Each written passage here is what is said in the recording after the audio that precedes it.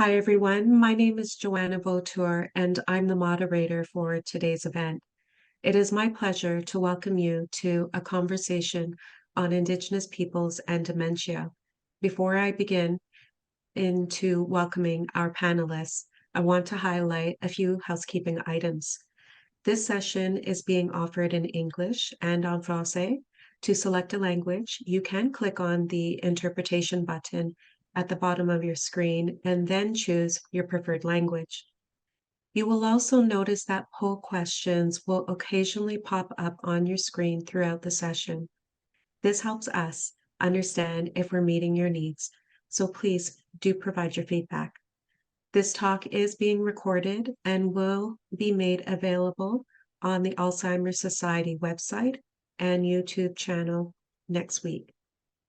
The chat is open and is being moderated for audience conversation and sharing. If you do have questions in the chat or Q&A, we'll do our best to answer your questions today. Just know any questions that are not addressed in our hour together will be by email in the days to come, as long as you ask the question using the name you used when you registered for the talk. So it's wonderful to have you all here for Dementia Talks. I am joining you from my home community, Serpent River First Nation, Robinson Huron Treaty Territory. It's fascinating to think we are all connecting from different parts of Turtle Island.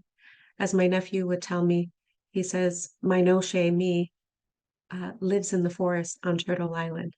So I invite you to share your name and the treaty territory you live and work on in the chat, and we appreciate the diversity of where you come from. So as you are entering in the chat of where you come from, I'd like to take a moment in acknowledging that traditional territory land acknowledgements is a crucial step. However, in truth and reconciliation, it's important to remember that it's not about words or scripted land acknowledgement.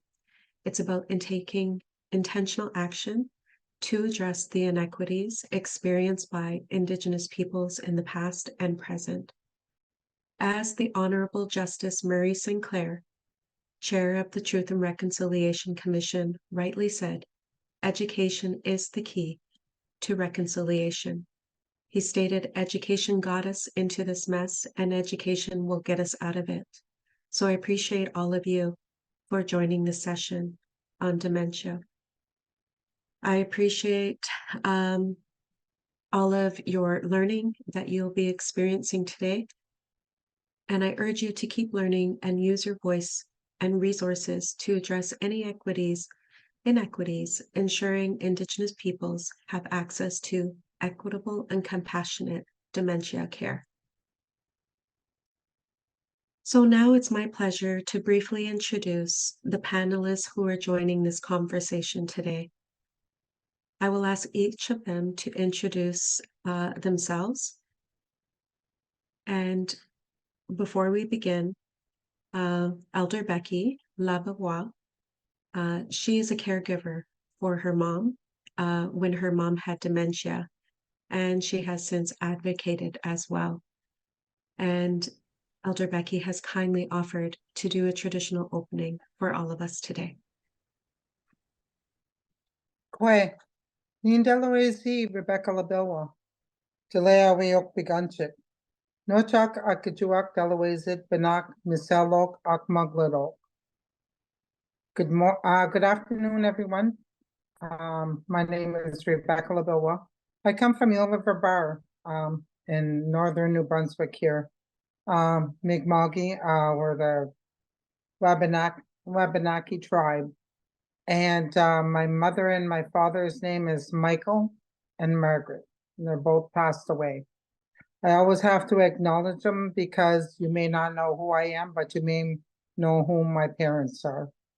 So I'm going to light my smudge. And I'm going to say the 7 cardinal directions that I use in my prayer.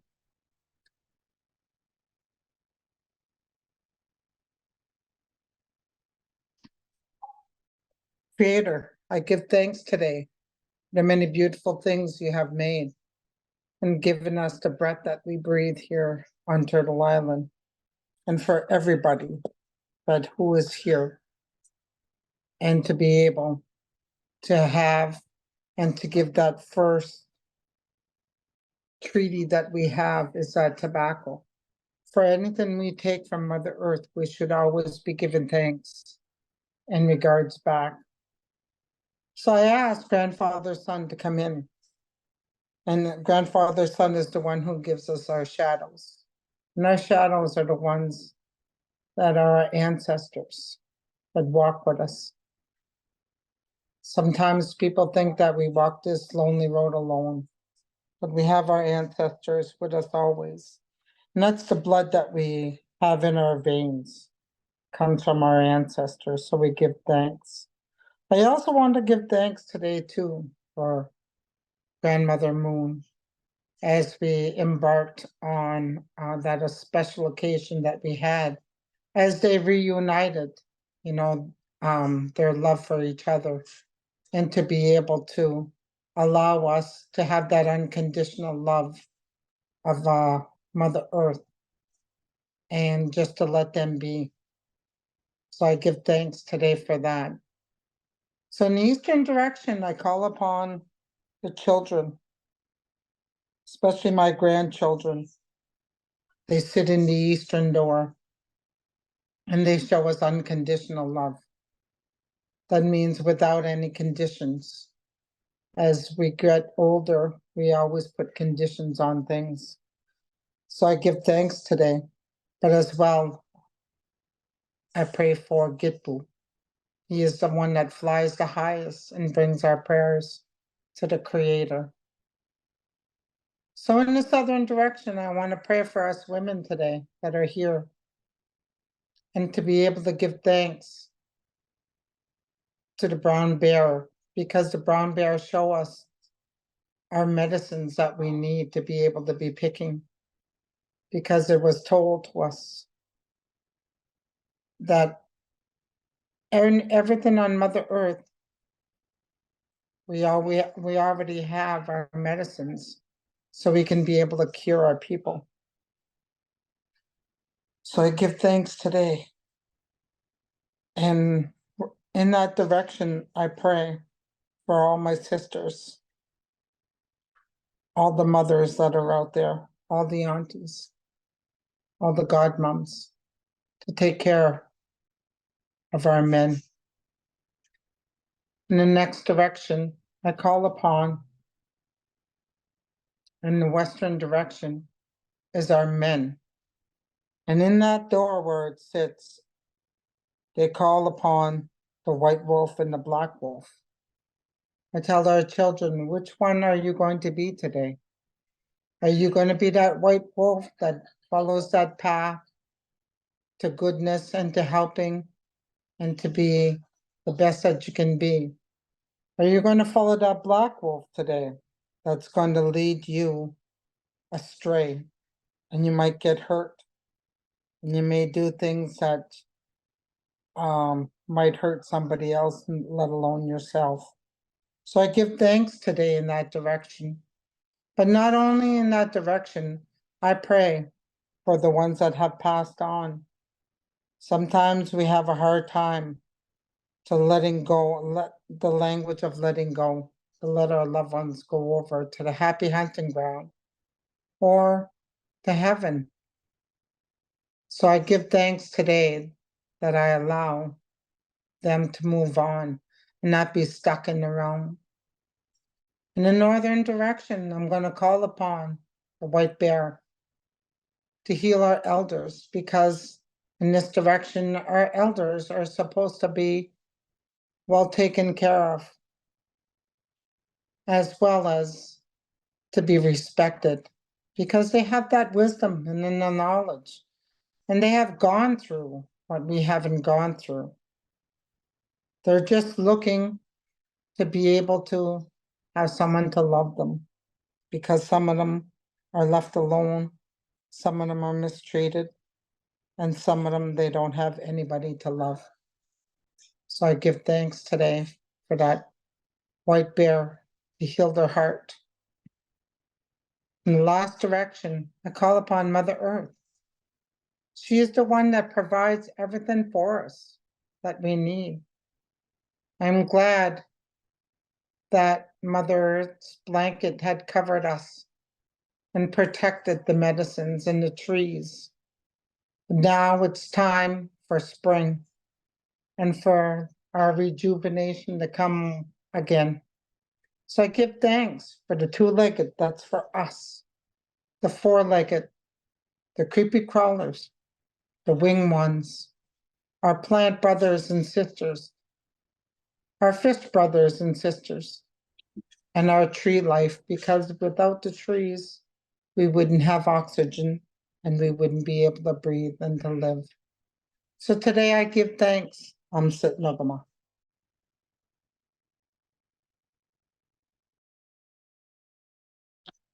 Chimigwich, thank you, Beckie, for that beautiful opening prayer. I would like to take a moment to also acknowledge all of you that joined us in locating yourself in the chat and acknowledging those First Nation, Inuit, and Métis Nations. Now would like to invite our other two panelists to introduce themselves. I'm going to start with Dr. Pamela Roach.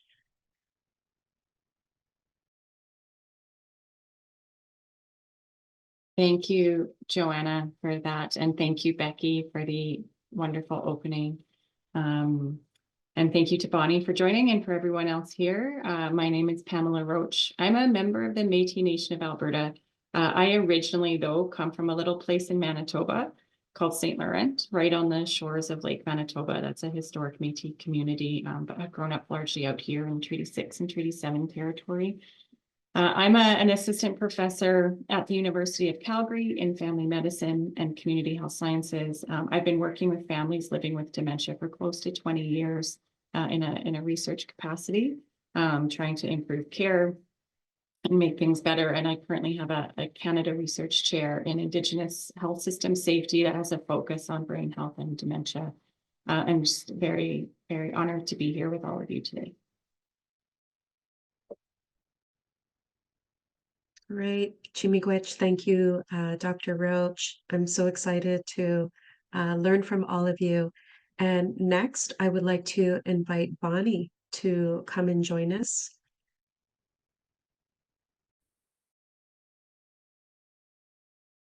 Bonnie, okay, your audio's Hi. on, Bonnie. Okay, good. Well, I guess to introduce myself, I'm Bonnie Peigan. I live on my home reserve, Kettle First Nation, here in Saskatchewan, and I was a caregiver for my mother. She has since journeyed home, and I've had to, throughout my time with my mom, I've had to learn how to be her caregiver, and it at first seemed like a long road, but it eventually, once I knew how to be with her and talk with her and learn her different moods, it became easier.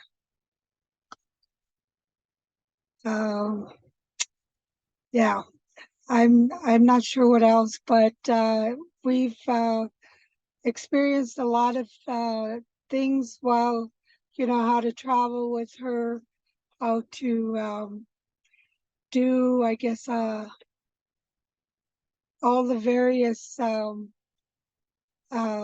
moods that she went through was, I guess, there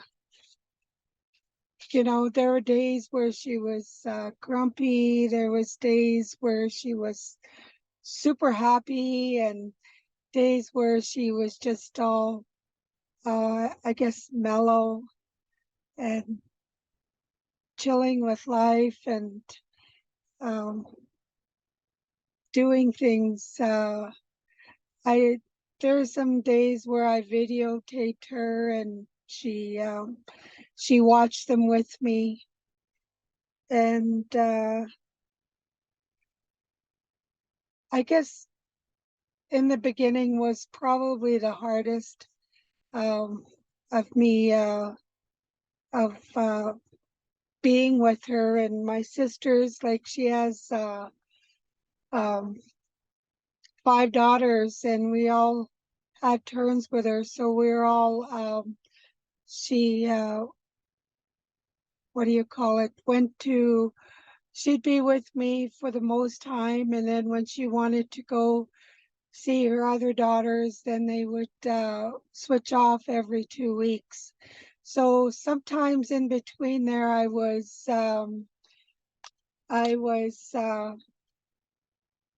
given maybe a month off, and then they would give me time to concentrate on going to work. And those were times where I didn't have to worry about her being at home by herself. And but when she was at home, then those I'd have to look,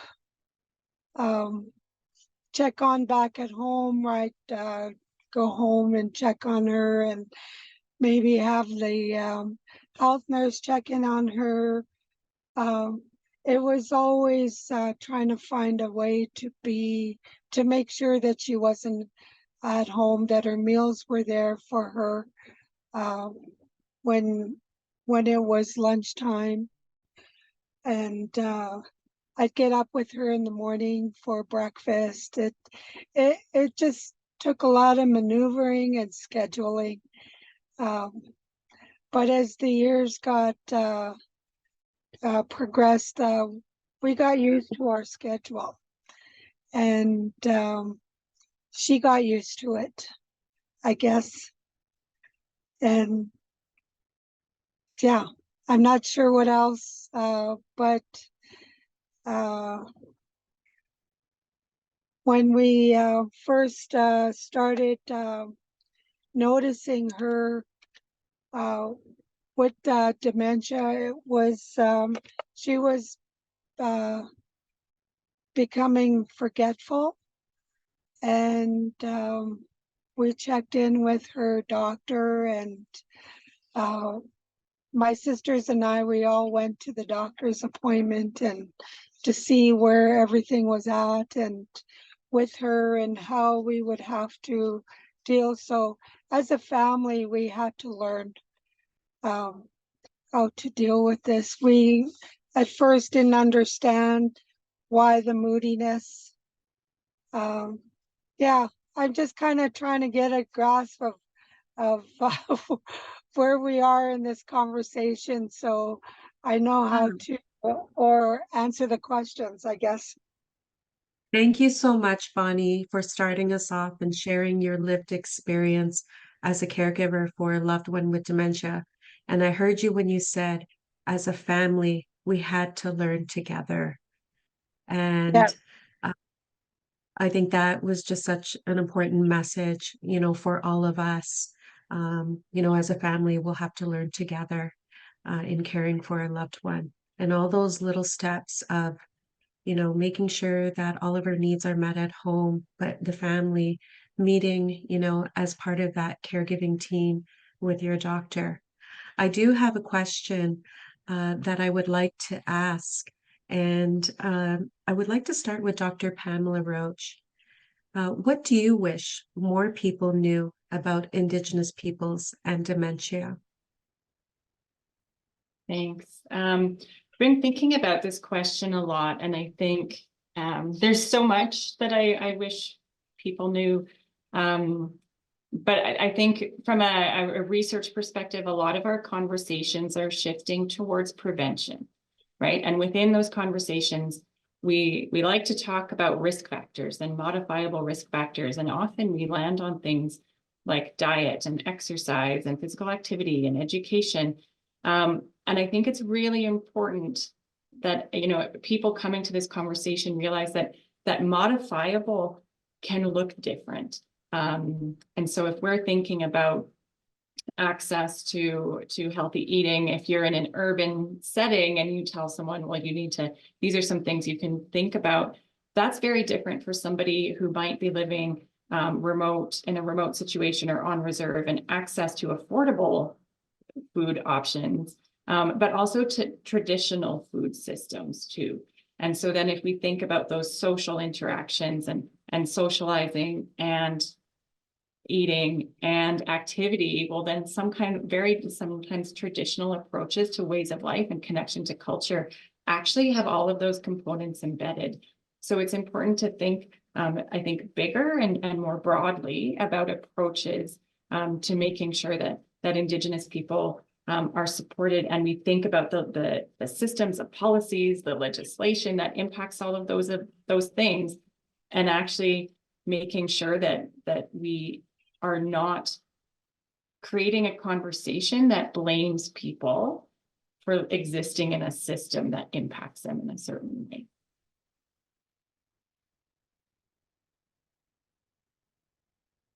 So, Dr. Roach, I see that we have a model, an image up here on the screen. Is there something that you can just tell us a little bit more about this image? Yeah, absolutely. So I think even if you look at, as somebody who works at thinks about systems, if we look at those early life factors, right, there's lack of education. And that really, the way that sometimes that we think about that, it places a lot of blame on an individual, where in fact, First Nations education in Canada is chronically underfunded compared to non-Indigenous education. So we can look at that and think, well, okay, well, there's an access of education or lack of education, but that's not necessarily an individual's fault. And to get out of that system, we need to impact that quite early on. So we need to make sure that there's actually investment from a governance level into education, traumatic brain injury, even things like adverse childhood events. These are all things that are impacted by these very large scale systems. So we can think of like the really upstream ways to impact those risk factors. And until we do that, and until we see a real political will to change a lot of that investment in policy, then we'll see changes in the rest. And so I always try to push us further upstream, right? Because it's a lot easier to think about going to exercise and choosing healthy options for food when those options are available to you and affordable, and you've been able to like have the space in your life to access education and other resources. Wow, I really love this model, and I can see that medicine wheel kind of framework in the stages of life where you talked about the early life, midlife, and later life. So thank you so much for introducing this model to us, and it's new for me. So I'm definitely learning something new here today. I would like to ask Bonnie if she can come back, because I know she's only with us for another 5 minutes. Or a few more minutes. So, Bonnie, while we have you here, what do you wish more people knew about dementia with Indigenous peoples? That's a good question, because I've actually been thinking about that question. And I think, you know, when it comes to, I think, and like in my own notes, I've wrote, you know, that there be more, I guess more studies or research working with the various communities.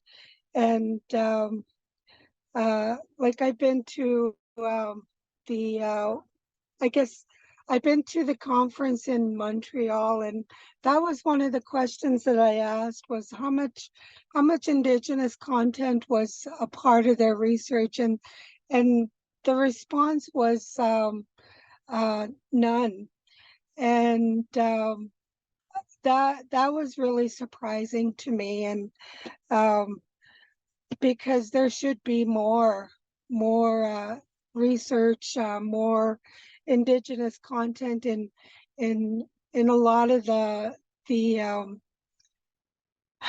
I don't know, studies, research, modules that are coming out. And also the other thing was you know, that it meets more of our cultural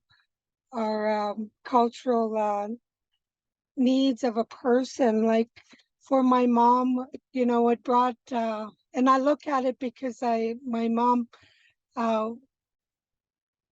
when we brought smudging into her life, I mean, it always has been, but it was something I too forgot, you know, at home, you know, and smudging. She used to go to the sun dances and the powwows. She was a jingle dress dancer. She she did that for the later part of her years, and then she stopped, and she enjoyed going to the powwows and doing all of that. And I guess one morning my grandson, our grandson, said asked me if he could light a smudge, and I said, yeah, that'd be great. And it so changed the mood to my mom, you know, and she smelled it and she's like, that smells so good, you know. So it that became a routine every morning where my grandson would light a smudge every morning, and that started our day, and that started my mom's day. And I noticed that it brought a lot of good memories back with her. So, you know, the cultural aspect of it, you know, met her I don't know if it's demands or whatever, but it brought it back. And her you know, for the language, the spirituality, she it was something that I guess, you know, I sat and I listened to her stories, and it brought her back to a lot of her yesteryears, and it helped me understand her and why she did the things that she did. Because there was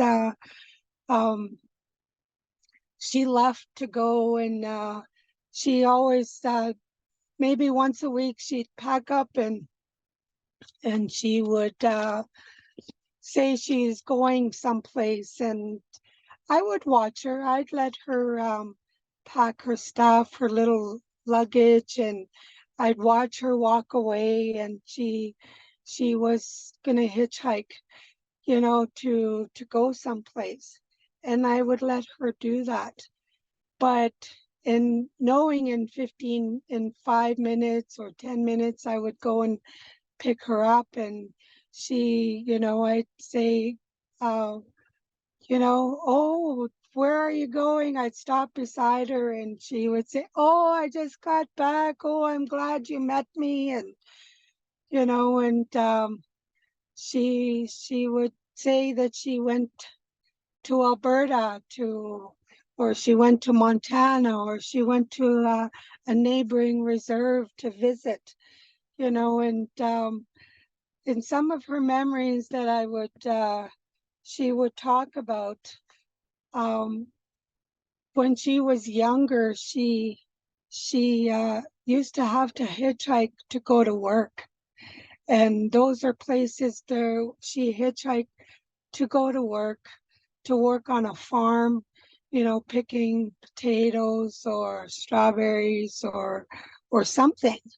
And that helped me understand why she would want to once a week go, you know, hitchhiking someplace. And then I would pick her up, you know, and she, you know, I always took her to the store and buy her a bottle of water, or I'd have a bottle of water with me, you know, so she would.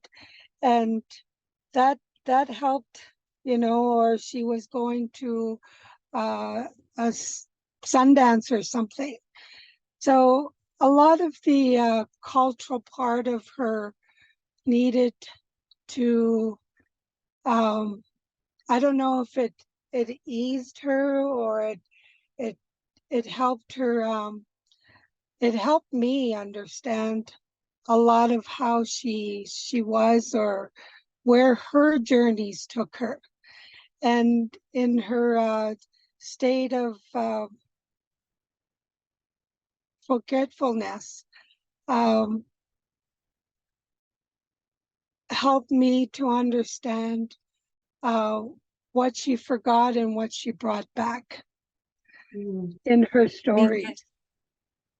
Bonnie, thank you so much for sharing about the importance of how culture can promote that wellness and the story of your mom and smelling those medicines. And we'll never forget the scent of those medicines, regardless of, where that person is at in their illness. And hearing about how the past comes to the present and how you stayed present with your mom, even though those past memories were coming up. I'd like to take an opportunity to hear from Beckie. What do you wish more people knew about Indigenous peoples and dementia? Um, I had to think about that, and when I was busy talking with Leanne and going over these questions, because I like to know, I like to be prepared most times on what is going on. So the first thing is, do people know that for us Indigenous people, we have 273% increase of dementia that's going to be happening, in 2025. We're in 2024. The big thing I would like to see is, why don't we have courses? Why do we have to go through that road and to experience it? Why is it not in our health system? I have a health system here on the reserve, and they don't even know anything. We're the first case, my mom has the dealings with dementia, and nobody else hasn't have it around here. I think not, but it's coming and opening this book that, we're in this, 2024. The reality is we are, even myself, am I going to get dementia? Should we get tested? There should be Yes. testing as well. So I think there should be workshops. Something. All right. So culturally appropriate caregiver education, really important. And just want to remind people, and I know that sometimes we don't always want to hear about statistics, but it's been a 273% rise by 2050 that will take place with Indigenous people and dementia. And that's just some of the research of that. And, hearing that number sounds quite surprising. So, Pamela, with your research in your work, what has surprised you about Indigenous peoples and dementia? I think just that, right? The statistics, and often people don't realize it, just how much of a higher rate we do see of dementia within Indigenous communities. And I think at first, often what surprises people is you might mention it, and then it comes back, as I mentioned before, people will talk about those lifestyle factors. But even when you account for that, so in the research world, we call that controlling, just doesn't sound great. But even when you control for all of those other things, we see these much higher rates, and we actually see those rates within Indigenous communities in different countries that we often use as comparator countries, or countries that have similar experiences of colonization. And so we see those similar rates in the United States, and we see them in Australia, and we see them in New Zealand amongst Indigenous people. And then that becomes really, really important, because then we can look at those patterns, and we can look to understand, when we control for all of these other things, all of these other risk factors, there's other forces at play. So then what do we do? And then a lot of that comes back to those things like culturally appropriate care, which there's, I attended a conference last year, an international Indigenous dementia conference. And so what was amazing was to see this similar momentum and movement towards developing really culturally grounded care in all of these different communities around the world. And then also, as like the testing piece, the assessment piece, some of the tests that we have aren't appropriate. And so I just maybe huge shout out to lots of people who are doing tremendous work. Dr. Jennifer Walker, she's at McMaster, Dr. Lindsay Croshoe here in Calgary, and then lots and lots of communities that have been working together on Manitoulin Island and lots of other communities to advance sort of cognitive, culturally safe, culturally appropriate cognitive testing and functional testing too.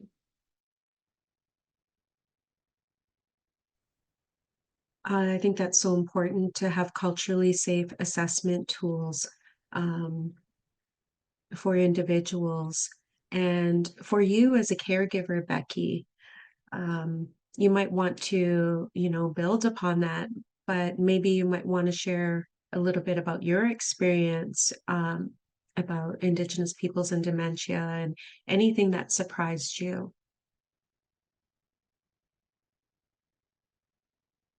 I think the big surprise to me for finding out, about dementia, it's like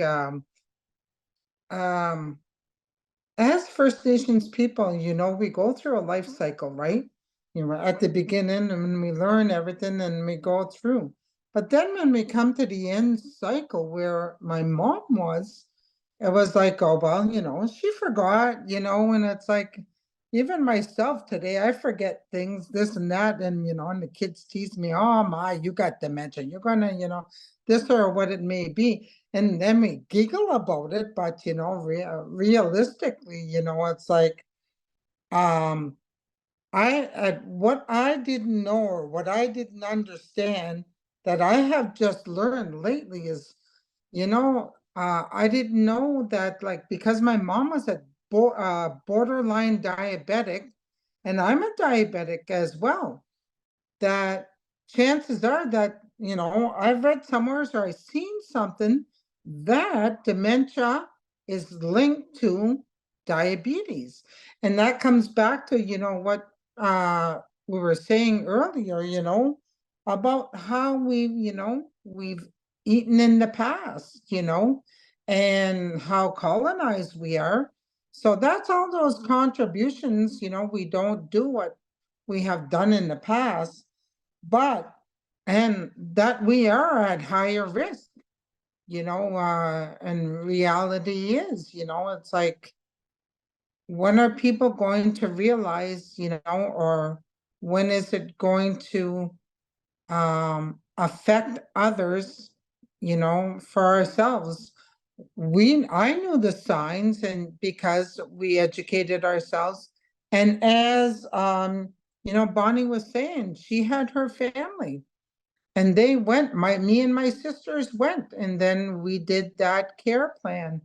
But then I see that the men never wanted to do anything. Our brothers, I come from a big family of 6 girls and 6 boys, and I'm the baby of the family. And I had that grunt of looking after my mom when Bonnie says that, she was lucky that her sisters, had taken that time. But I had to leave my home, and I had lucky to leave my home, but it's just my mom's house is just down, just down behind me. But I gave everything up because my mom was there for me.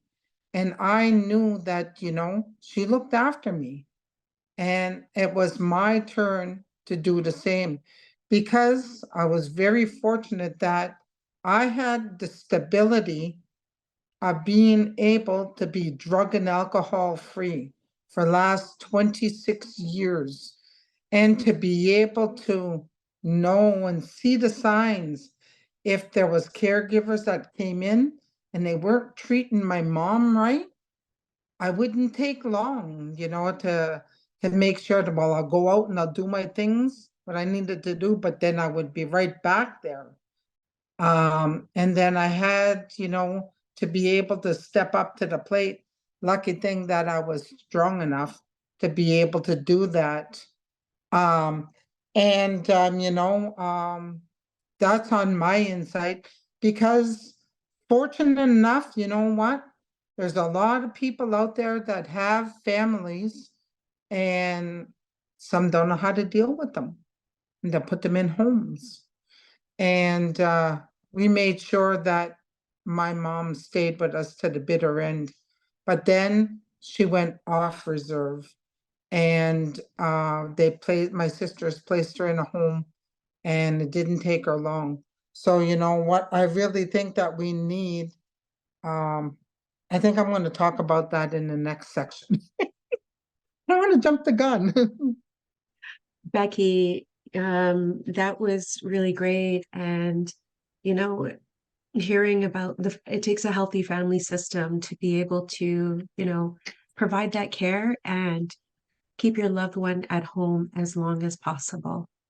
I was really curious about what you said and what surprised you about, diabetes, and the link to dementia. And Pamela, I'm wondering, before we go into our last panel question, in your 20 years of doing research, could you just maybe share a little bit about what are some of the links with dementia and chronic health issues with Indigenous people?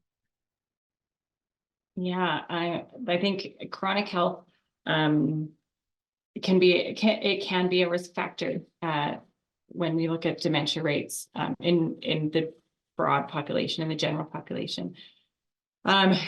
Diabetes particularly is linked to a particular type of dementia known as vascular dementia, but often vascular dementia and Alzheimer's diseases, there's mixed dementia where you might have more than one type. And so then all of these things really have these complex interplays.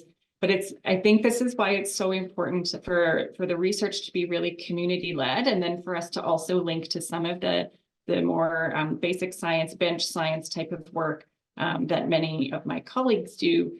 Because I was literally having this conversation very, very recently around things like adverse childhood events. And so when we think about things like that and the effect of chronic stress and cortisol levels and all of those things, that actually can impact the way that your brain moves blood around the brain. It can actually impact the structures of the brain, which can then actually create a risk factor for some of those like really physical precursors to dementia.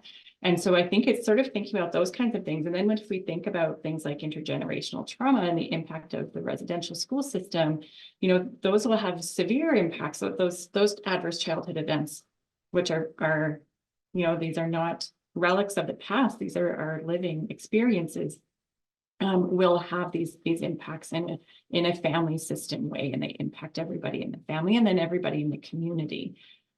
So there is very, very strong links, and then there's all of those huge impacts that we see on a population level for Indigenous people that need to be addressed by so many of the great things that Beckie and Bonnie have contributed. Okay, thank you so much for that. I'm learning so much from the three of you today. Our last question is, and we do have a question in the Q&A, and I just want to be mindful of time with 12 minutes left. Beckie, what do you think governments, healthcare systems, and other authorities need to do next about Indigenous peoples and dementia? Okay, first of all, I know that just recently my ex-son-in-law came and he brought my grandchildren home from a powwow this weekend, and he said, he said, did you know that like they've got a new home on the reserve in Eskasoni and they're doing a grand opening? And I know my sister community here in Listigouche, like 15 minutes away, they have their own home care. But for us here on this reserve, we just have home care workers.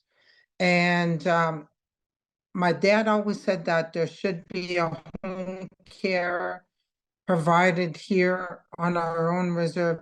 For the first reason why is because we know when I had talked about that, that our elders result back to being a child again. I had the opportunity when I was younger, when my Grammy lived with us, when my Mickey Jew lived with us, and she resulted back into speaking her own mother's tongue. My mom knew what she was talking about, and we could just only like listen, and then we wondered why. Well, why is she fighting with us, or why is she, so because the communication wasn't there, we couldn't understand her, first and foremost. And then when Bonnie had talked about our smudging, I did the smudging with my mom all the time. We always went to ceremonies together. We always went to the sweat lodge, and until the day that where, she couldn't get up on her own anymore and crawl out, then that's when we had stopped going to the sweat lodge with her. But, she went to the sweat lodge for about a good 50, 60 years anyways. And, it's like, they need to be able to know, or their care workers or whoever it may be, and you need to know your way of life, because that's the key to being able to have what the elders had when they were older. I'm hoping, that resonates with my grandchildren. First of all, I'm a teacher, and we do outdoor learning. So they get to see me first and foremost in the morning, and we do our prayers and we do our acknowledgement. And it's to be able to be gifted to teach the children younger, because there are our next 7 generations. And that is, for us, that is our key to education, because if they get off on the right foot, because I didn't have that when I was younger. I went to non-native school, and we were bussed out, so I had to learn 26 years ago my way of life again. In spite that my mom had her teachings and stuff like that, it was a new way of life for me, so I could be able to understand what my mom was going through, because some of the other ones couldn't understand or couldn't relate, and to be able to listen and feel with your heart. Those two things are connected together, because, learning about the disease first and foremost, and being able to experience it, to do things, and to know their moods and all of that stuff is the key to be able to helping somebody with dementia. Beckie, we're so lucky to have you here with us and share. I want to check in with Bonnie. She had another commitment and she took some time to share with us, but I see her camera's off, so she could be unavailable at the moment. And so I do want to acknowledge we had a question in the Q&A from Kathy, and she had asked, is access to proper care and a generational trauma factor in the dementia rates Indigenous peoples? So I'm going to say that Pamela answered that question prior. So we got that one covered. But Pamela, maybe you could answer the last question. What do you think governments, healthcare systems, and other authorities need to do next about Indigenous peoples and dementia in Canada? Yeah, thanks. I feel like we could have a whole hour just on that, right? I think there's a couple of really important things. One is self-determination in the health system for Indigenous people. Being able to design and implement and deliver healthcare services in safe ways. And then within that, of course, there's all kinds of supports for structures of Indigenous healthcare professionals and education and all of these things. But that's really important, right? This idea of self-governance, self-determination, and determining what is best. Beckie made some really important points about What do we do when maybe a family feels like their loved one needs more care? And we end up usually sending people away from their communities into these big institutions, which is traumatizing on lots of levels, and doesn't keep people close to their community and connected. And I think also it's that self-determination piece and keeping people where they're best supported actually leads us to this idea of holistic wellness and that idea of this cycle of life. And it's really interesting. I've worked with people living with dementia for a long time, and I kind of have this other area of research that's focused more on youth and child health, because if our children aren't healthy, our elders aren't healthy, and if our elders aren't healthy, our children aren't healthy. And it's this, instead of siloing everything by condition or age or where you are in your life, it's actually looking at the health of the community. And I think that is very different to the current Western healthcare structures. So for Indigenous-centered dementia care, community-centered dementia care, we need to really look at that whole system level. When I started out working with people living with dementia, I was actually in the UK. And even then I worked in family. I looked at families as systems. And so I think we need to broaden the way our healthcare system, both Indigenous and non-Indigenous, look at healthcare to be more community focused, and we keep everyone well, and that's what will keep our older folks well as well.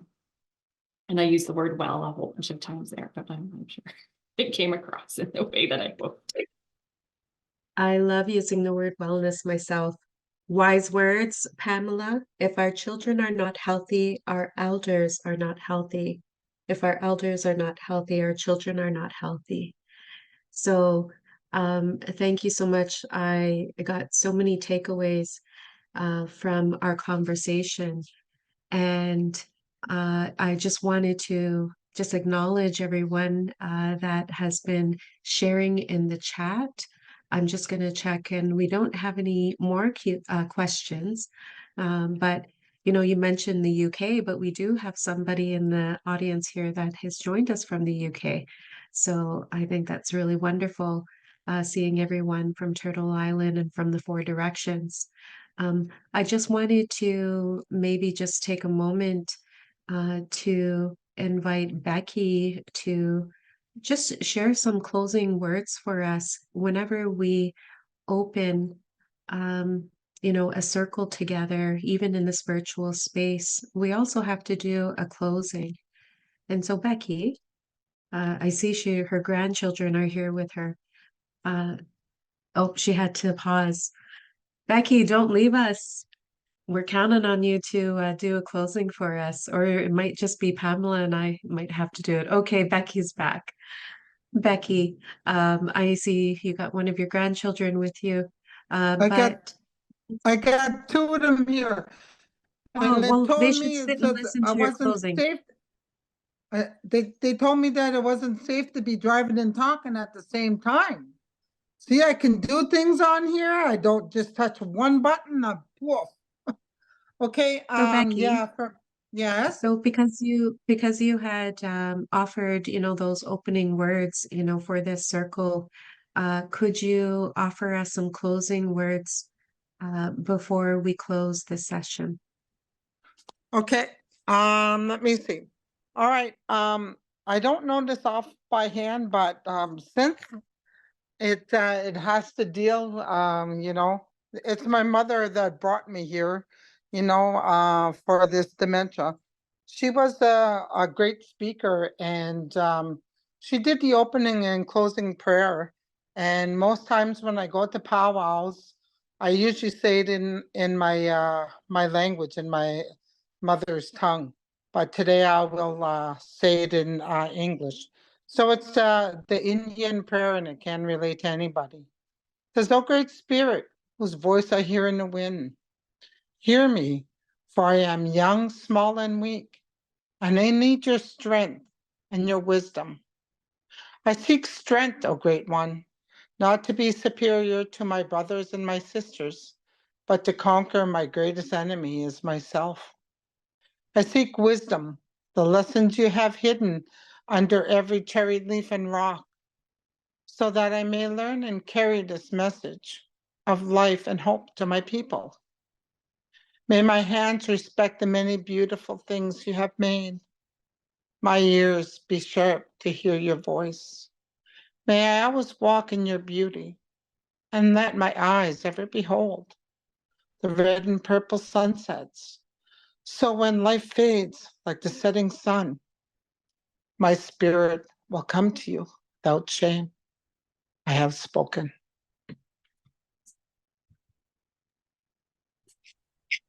Well, that was a beautiful closing to our time together. I just want to acknowledge Pamela, Beckie, as well as Bonnie for sharing their medicine bundles with us about dementia. And I also want to acknowledge our Alzheimer's Society team who have carefully organized this event for all of us and all the work that they do in dementia care, but also highlighting, Indigenous voices and experiences and the great wisdom that these panelists can offer to all of us. And as my friends remind me that Indigenous knowledge can benefit everyone. So, Chimigwech, thank you.